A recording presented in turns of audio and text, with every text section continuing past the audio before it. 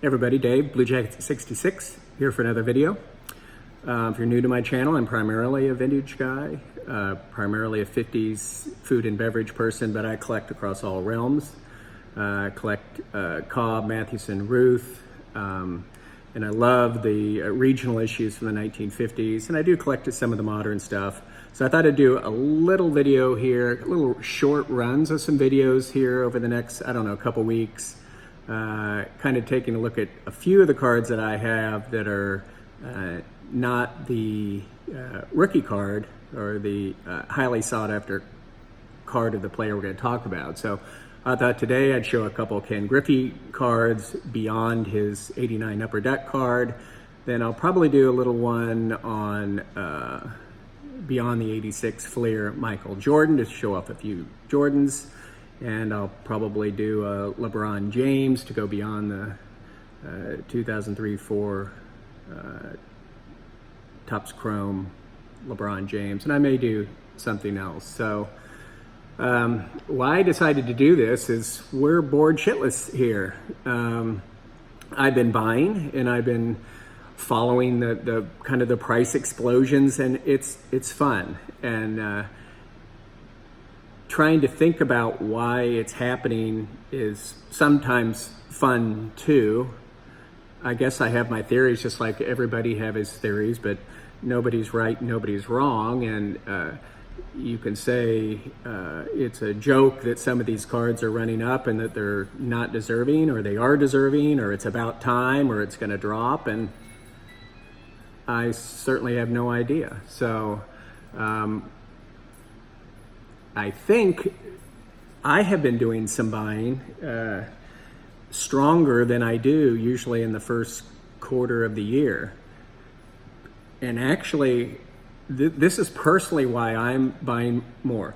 And I'm being perfectly honest with you. One, I am a little bit bored. And so yes, rather than I'm finding a lot of things I'm doing outside the house, and Caden and I are doing tons of stuff, and we're playing a lot of ball, and we're doing a lot of yard stuff, and it's been great. But you know, there's also a significant downtime for me where I want to de-stress, and so I'm bandwagoning a little bit, and I'll have to admit I'm buying some things that maybe I wouldn't normally, under these circumstances, be buying. For instance, I recently got this 85 Upper Deck Slams and Jams PSA 10 Jordan. And it's fun, and here's the most important thing. I'm enjoying it. Anybody that watches my channel, number one, I don't buy cards for investment. I'm certainly happy when they go up in price, but I never buy a card thinking, I think I'm going to be selling this in a few weeks, a few months, or a few years. That doesn't mean I don't sell cards, because some of you all have massive collections and never sell anything. And I sell very little, but I do have to do some sort of a turnover at some point to buy more. And I'm lucky enough to have kind of an inventory where I can do that a little bit. But I rarely ever turn stuff over. So I am buying a little bit, bandwagoning, because there's kind of a frenzy out there. So I'm all for feeding frenzies. The other thing I think that is part of all these prices skyrocketing is honestly retail therapy. There's a lot of bad stuff going on in there in the world. There's death, there's illness, there's financial hardship, there's loneliness, there's uncertainty, and everybody deals with that differently. And I certainly respect Eric Doe's back pages, where on his video he says that if you're feeling badly or down or frankly depressed, that you're not alone and you need to seek help, because every life is a glory. So I am having I think a little bit of retail therapy. When you see your savings in 401k and you know, that's what you work for, right? You save up so hopefully someday you can retire. When you see that take such a massive hit, it's like there's nothing you can do. And so I find myself actually spending a little more money because, hell, already lost a shitload already. So, you know, what if I'm going to lose a little more? Let me spend it on something I enjoy. You know, I've been doing a lot of stuff around the house. I'm going to do more landscaping, and I need a new refrigerator, and the gutter guy's coming out tomorrow, so money's just flying out, and I have a little bit of retail therapy.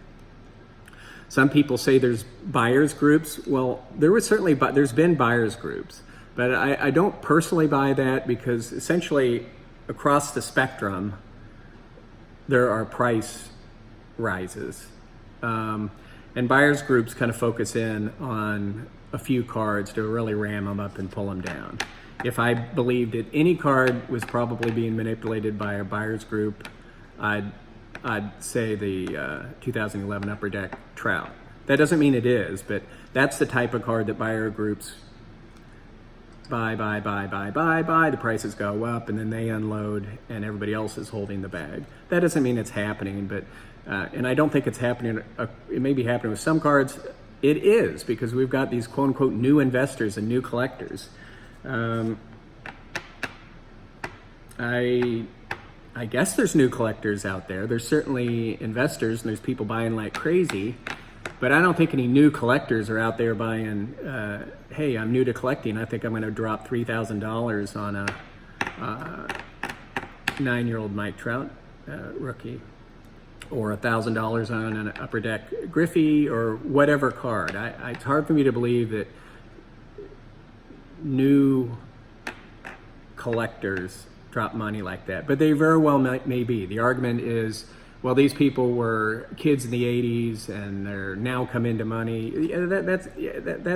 That's always. That's not in the last. That didn't happen in the last 3 months.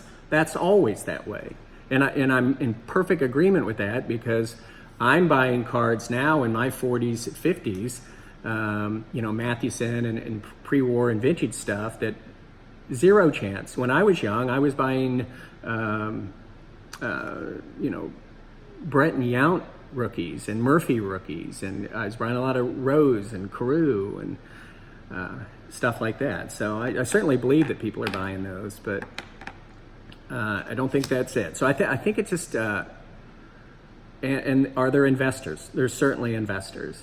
The thing you got to worry about investors, that investors, if people are investing, they're not hobbyists. They're investing to make money, okay? I don't hobby in the stock market. I guess some people do, but I invest in the stock market. Or and some people invest in gold and whatnot, which means I do not have any sort of personal connection with Amazon stock. If it flies up, it gets sold and you make cash. Just so investors, they're not in this to keep their Trout rookies or their Bonds rookies or their Musials or Mantles, you know, until they're 70 and hand them down to their sons and daughters. They're there to make money. So that means money in, and at some point it's going to be money out. So that portion of this rally is going. There's going to be a sell, because people that are investing don't hold. Okay, it's usually, I mean, they want to make their money, especially if they're investing in these big dollar cards. Okay, so what I'm going to show a couple alternatives to the '89 Upper Deck Griffey card that I own. And I got all this video ready. I was going to show all these cards, and then I can't find them. So this video is going to have a little bit of shortcoming, because I can't find, you know, my '89 like Topps Tiffany and Bowman, and I can't several I cannot find. So I rummaged through some stuff, and when I was thinking where are these cards, I happened to find something that's interesting. This is really an aside, but I think my dad got me this in like 1980. This is a John F. Kennedy 1960 election pin, campaign pin, and it's of his U-boat, the PT-109. This backing is not real. That's off like a Cub Scout pin, but I lost long ago the back of it. But essentially, you stick it through your shirt and put this backing on, and I wore this all through on my coat all through college, and I think about it every once in a while, and I had lost it. So I actually have not seen this pin that I can recall in probably 30 years or more. So I'm happy to find that, and I don't know what to do with it because I'm afraid I'm going to lose it again. But that's cool, and that was just me kind of looking for a couple Griffeys. So I want to do a couple giveaways. I used to make a lot of videos, and I need, just what's going on, I'm just busy. But I need to start making some more videos, and I like to do giveaways. So today I am going to give away, and I got to have some sort of criteria. Two things. One, I'm going to give away this 1960 Post Mickey Mantle, and I got to figure out who I want to give. I've given stuff to a lot of people, so I want maybe a new subscriber or someone who can show me that they collect some vintage stuff. The other is this really, really cool Willard's Chocolates of John Collins. It's pre-war Canadian issue. It's got some writing on the back. It says Boston Americans, and then something I think written in French actually. So I will give that away to a Boston collector who I've never given anything away to before. So let's look at something beyond the 1989 Upper Deck Ken Griffey Jr. Is there any other cards? There's a lot of them. I have very, very few. A lot of people have a ton, but let's just do it. Okay, there's the 89 Upper Deck Ken Griffey. Most would call it an iconic card, especially people, in their 30s, 40s, who this is around the time they started collecting, really hold this card close to their heart. I do not at all. I like the card, but it doesn't hold anything personal for me as far as, hey, I remember when he came up and saw him play and I was a kid and I was ripping packs, and just doesn't do it for me. But I like the card, but the whole purpose of this video is to show some other cards beyond that. So let's look at the cards that I prefer in my collection. First up, this is a 1999 Upper Deck Encore gold foil, numbered to 125. No, that doesn't do at all.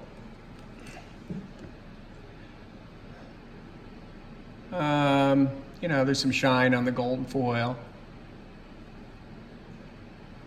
There's some nice rainbowing there.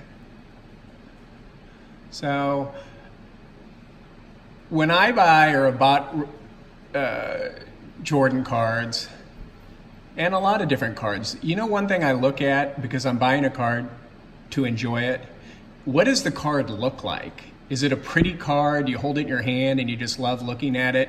What about the pose? It's the big swooping Griffey swing there. So I really enjoy that one. Here's a 97, because of the glare, I'm just gonna have to show this. 97 Donruss Update, Power Alley, numbered to 1,000. It's in a Gemnet 10. And look at that.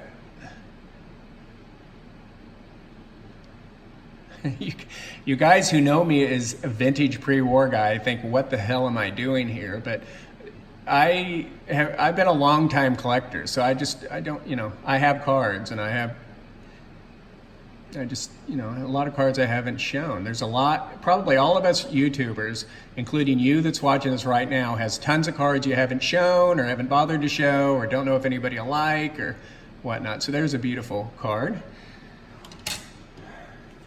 Y'all know this one. kind of the set that changed it all. You really can't see any good rainbowing on here, but the 93 finest. Just a fantastic set. And then the refractors, some of these players, you know, the Bonds, of Griffey and Ripken, well, a lot of them, it's Hall of Famers, can be really expensive. This is not the refractor, it's the base issue, but it's a pretty card. We'll show one more. I'm pretty proud of this one. This is a 96 Select Certified Mirror Red. And again, we're getting glare because I got a perfect fit sleeve on it. But this is numbered to 90, I believe. Unlike the Mirror Gold, which is extremely expensive and is numbered to, I believe, 30. But this is the Mirror Red and a 9. So there's a couple Grippies beyond the 89. I'm sorry I didn't show more, but you guys have a lot of Griffies and a lot of inserts and parallels, and they're fun to look at. And boy, those mid to late 90s parallels and inserts were just really dazzling, aren't they? Okay, so we'll give away, I've changed my mind. We'll give away this Mickey Mantle 61 post. Should I give this to you? You know, if you're new to my channel within the last 6 months, and I keep track, I have pages. If you're new to my channel within the last 6 months and you have a channel that shows some vintage, go ahead and message it down below. Say, hey, I collect vintage, I'm a new subscriber. Kind of the first one to go that. I'll check you out and get in contact with you. I'll answer you and send this out to you.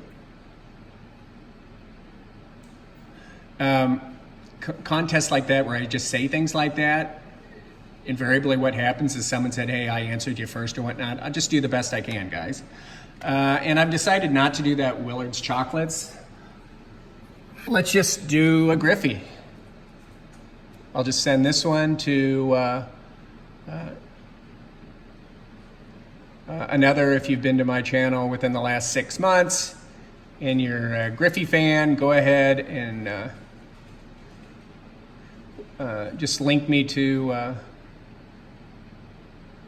one of your videos that you collect Griffey, or if you're a kid, just answer me. I'll send it out to you. It's no big deal. So next up will probably be beyond Jordan, and then probably maybe beyond LeBron. I don't know. My next video is going to be this bad boy. I got this in yesterday from Heritage. It deserves a channel of its own. If I was Andrew Nussed Cards, I would just show it, but I feel like it's such an iconic card, such a rare card, and such a sought-after card that it's deserving of a long video where I talk a little bit about the issue and give it the appreciation it deserves. I haven't opened this. I don't know when I'll open it. I won't open it on camera because that's kind of cheesy. Okay, little series beyond the rookie cards or the well-known cards, and this is Blue Jacket 66. I'll talk to you later.